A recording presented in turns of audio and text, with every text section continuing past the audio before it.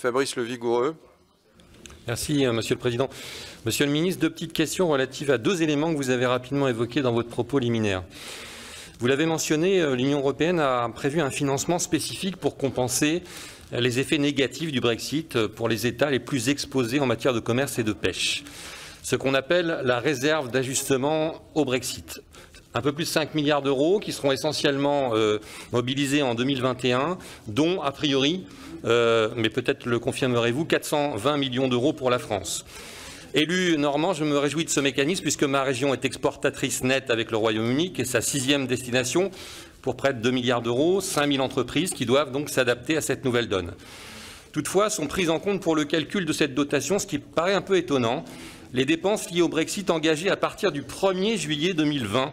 Et cela me paraît assez problématique car il est évident, et vous l'avez d'ailleurs mentionné, que notre pays n'a pas attendu cette date pour réaliser un certain nombre d'investissements ou de dépenses rendues nécessaires par la sortie du Royaume-Uni de l'Union. Néanmoins, ma question est relative à la future ventilation régionale de cette réserve d'ajustement. Comment, selon quels principes, selon quel calendrier, ces sommes seront-elles éventuellement réparties entre les différentes régions françaises qui sont inégalement impactées par le Brexit ?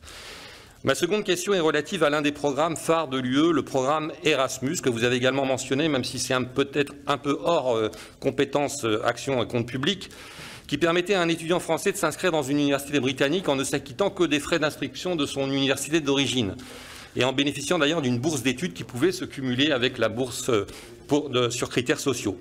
À compter de la prochaine rentrée, il devra s'acquitter de frais de scolarité qui avoisinent très souvent les 10 000 euros par année universitaire s'il souhaite réaliser une partie de ses études en Angleterre. Et c'était la deuxième destination des étudiants français après l'Espagne. Alors, est-ce qu'il y a des dispositifs alternatifs à Erasmus qui sont à l'étude et qui permettront de maintenir cette fructueuse mobilité de nos étudiants français? Je vous remercie. D'abord, sur la question de la réserve d'ajustement liée au Brexit à hauteur de 5 370 millions d'euros. Il y a actuellement une négociation qui porte sur plusieurs points. Le premier point touche à la date. Il a été précisé qu'aujourd'hui, seules les dépenses intervenues après le 1er juillet 2020 seraient prises en compte. Et cela nous paraît un peu tardif. Donc nous essayons d'obtenir une modification de cette date. Nous essayons aussi de préciser les conditions dans lesquelles il y aura une ventilation territoriale de cette aide et la nature des dépenses éligibles.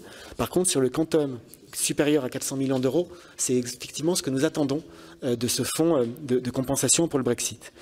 Il n'y a à ce stade pas d'alternative au programme Erasmus. La Grande-Bretagne s'est vue proposer le maintien dans Erasmus. Elle a refusé.